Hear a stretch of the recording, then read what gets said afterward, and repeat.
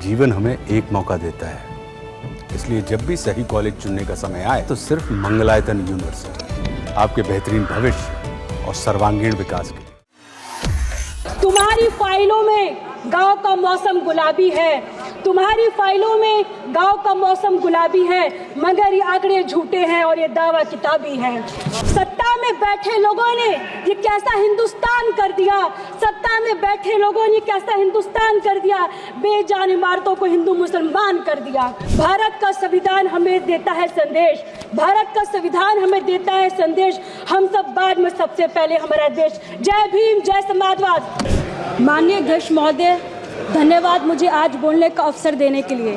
मैं सबसे पहले भारत के संविधान के रचयिता बाबा साहब डॉक्टर भीमराव अम्बेडकर जी को श्रद्धांजलि अर्पित करते हुए अपनी बात शुरू करूंगी। भारत का संविधान दुनिया का सबसे विस्तृत, सुंदर और अनोखा संविधान है। ये ऐसे भावनाओं के साथ बनाया गया है जो समानता, बंधुता और राष्ट्र एकता को बल देती है। आज जो मैं यहाँ खड़ी होकर अपनी बात कर रही हूँ, यह शक्ति हमें हमारे संविधान ने दी है। हमें गर्व है कि हमारी पार्टी के स्वर्गीय मुलायम सिंह जी और हमारी पार्टी के अध्यक्ष श्री अखिलेश यादव जी हमेशा संविधान के मूल्य की रक्षा की और सामाजिक न्याय के लिए संघर्ष किया।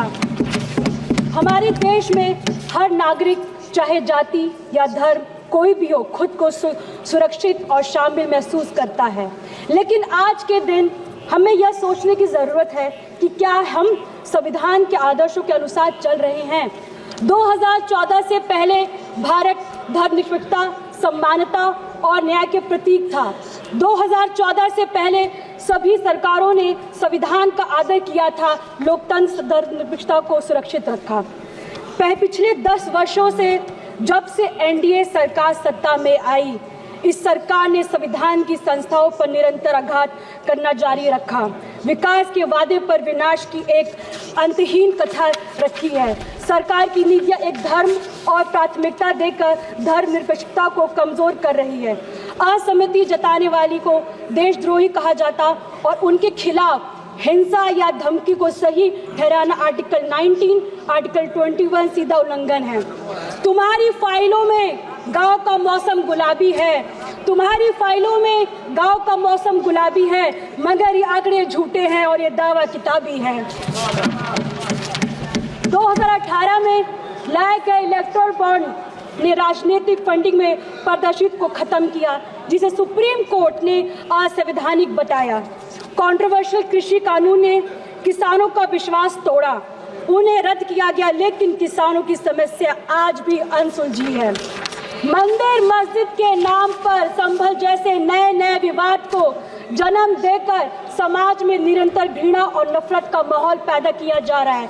मगर मैं कहना चाहूंगी, सत्ता में बैठे लोगों ने ये कैसा हिंदुस्तान कर दिया, सत्ता में बैठे लोगों ने कैसा हिंदुस्तान कर दिया, बेजान इमारतों को हिंदू मुसलमान कर दिया।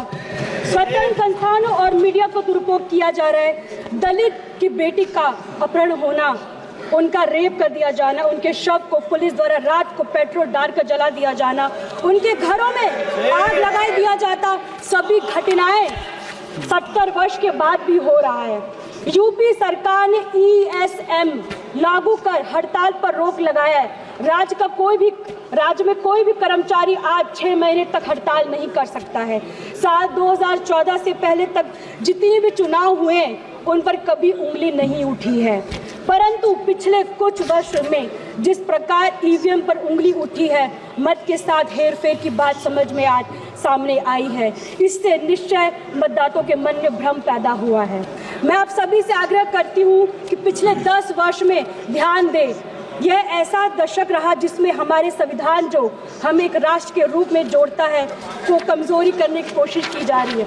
हर दिन हमें ऐसे काम और नीतियों देखने को मिलता है जहां अधिकारों और स्वतंत्रता को छीनने का प्रयास कर रहे हैं। हमें याद रखना चाहिए कि हमारे प्रियम्बल ये हमारे सामूहिक सपनों और मूल्य का प्रतीक है। ये जस्टिस, लिबर्टी और इक्वालिटी की बात करते हैं। ये केवल शब्द नहीं है बल्कि हमारे लोकतंत्र की नींव है। ये सिद्धांत हर नागरिक के सम्मान और गरिमा से जीने का अधिकार सुनिश्चित करने के लिए बने हैं। समाजवादी पार्टी पिछड़े, दलित, अल्पसंख्यक समुदाय के साथ मजबूती से खड़ी है उनके अधिकारों को उत्थान करने का प्रतिबंध है और हम सुनिश्चित करते हैं कि उनकी आवाज़ हर राजनीतिक चर्चा में सुनी जाए। जाति जनगणना को हम सामाजिक और आर्थिक असमानताओं को दूर करने और समान अवसर प्रदान करने के लिए आवश्यकता मानते हैं। हमारा संविधान की मूल भावना है ये कि समाज के अंतिम पायदान पर खड़े व्यक्ति को मुख्य धारा से जोड़ना। हमारी पार्टी और हमारे नेता पीडीए के माध्यम से संविधान की उसकी मूल भावना को साकार कर रहे हैं। भारत का संविधान हमें देता है संदेश, भारत का संविधान हमें देता है संदेश, हम सब बाद में सबसे पहले हमारा देश। जय भीम, जय समाजवाद।